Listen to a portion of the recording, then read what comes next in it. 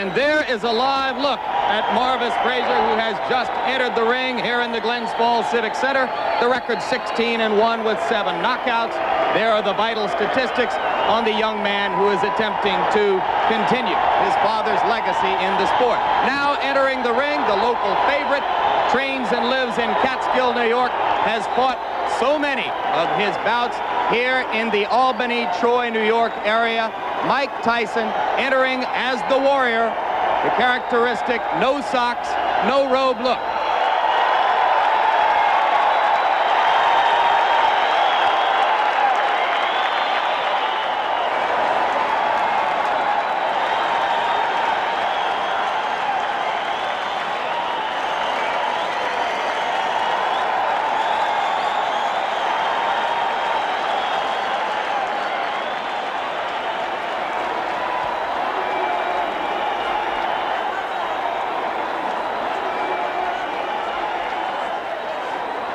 Joined by our ABC Sports boxing expert, Alex Wallow.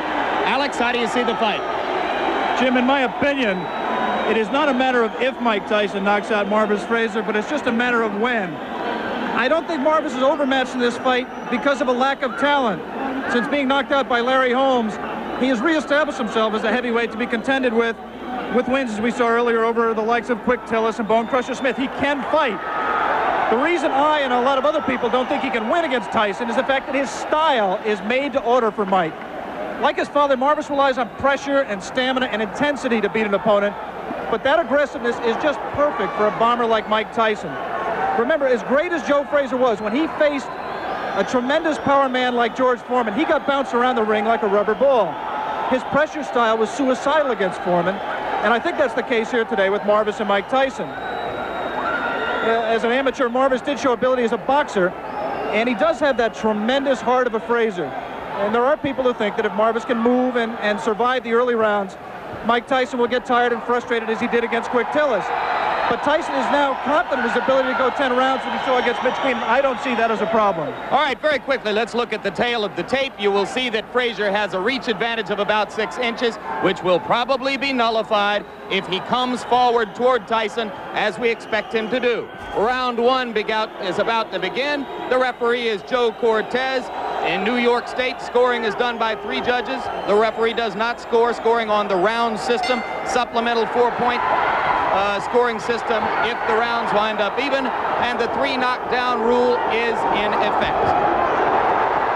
Tyson comes out slugging. He comes out smoking like Marvis's father, Joe. Marvis must move or we're going to be out of here very, very quickly.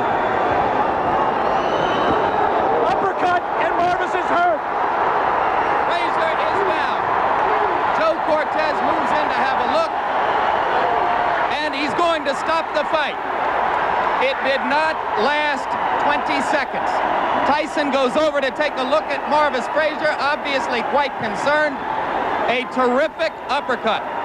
The same punch with which Tyson knocked out Jesse Ferguson the first time you saw him here on ABC Sports. Watch the uppercut, the right uppercut.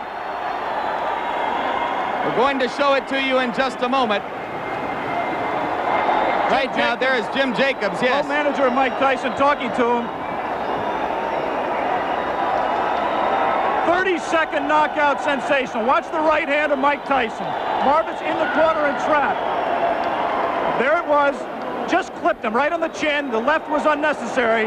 Marvis is badly hurt at this point. Uppercut again. And there, Marvis is out on his feet.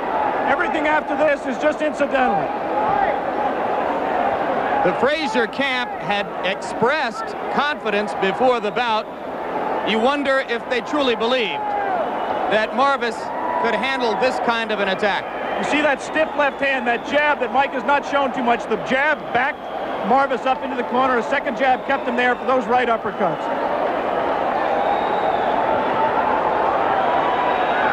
There will continue to be skepticism in some quarters regarding Tyson's stamina, his ability to take a punch, his technique in the ring. But with each succeeding bout, any skepticism about his punching power has to evaporate.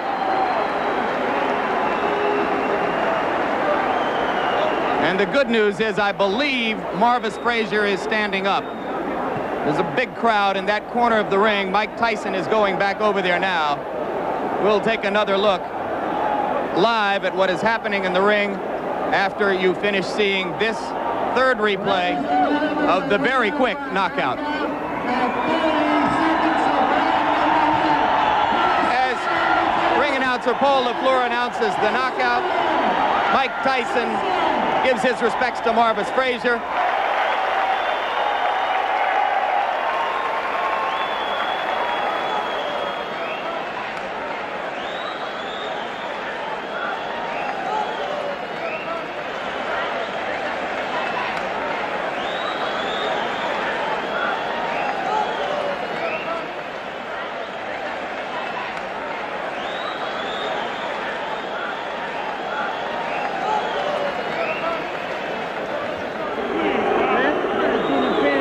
Michael, give me first your reaction to the fight.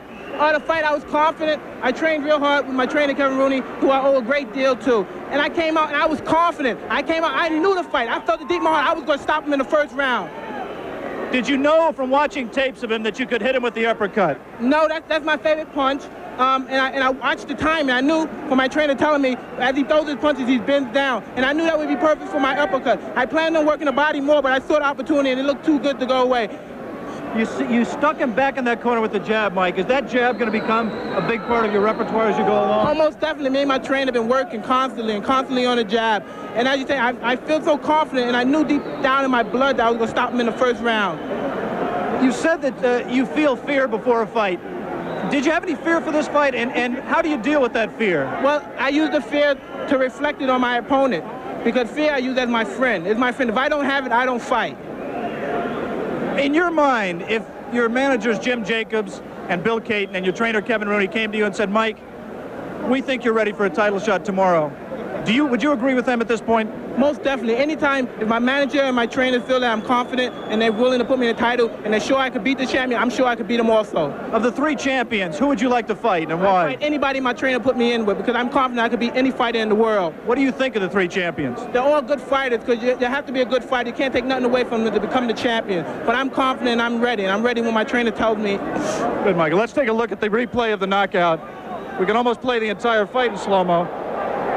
Here you're putting it back in the corner. There's the jab flicking out. Again the jab. And here comes the uppercut. Watch, look, everything's precise. I watched his hand come up. Watch him come down. As soon as he come down, boom! Look at that. Watch him come down. I knew he would come down. Get ready to say boom again, Michael. Right, boom. Look, and now look. Boom, come on. Boom, again. I'm going to hit him one more time. I like to hit him. This was that one I would have killed. What can I say? What can I say? That's all she wrote. This was that one. Kevin Rooney, Mike Tyson's trainer. What do you go back in the gym when he gives such a perfect performance? How can you tell him he's got to improve? Well, I'm going to tell him that he could have went to the body a little bit more. You know, at 30 seconds, it's hard to get any criticism, but he could have worked the body a little bit more. Tremendous uppercut. He looked sensational, Kevin. Congratulations to you. Thank you very much. He's ready. He's ready to fight anybody in the world. Let me talk to Jim Jacobs, the co-manager of Mike Tyson. Jim, first of all, quickly, is a Larry Holmes fight in the works as Mike's fight later this year? Oh, most definitely. It's a fight that when we meet with Larry and his people, we're going to work out the terms and conditions. That will be Tuesday of this week? Well, in the middle of the week, we're going to meet with them, yes, and it's something that we will work out for the future. Absolutely. Congratulations on a sensational showing by your fighter. Well, thanks Jim. Very much. Now let's go back down to Jim Lampley at ringside. Alex, the second defeat of Marvin Frasier's career, both of them one-round knockouts, one at the hands of a man who was heavyweight champion at that time. Now this one at the hands of a man who many believe will soon be a heavyweight champion.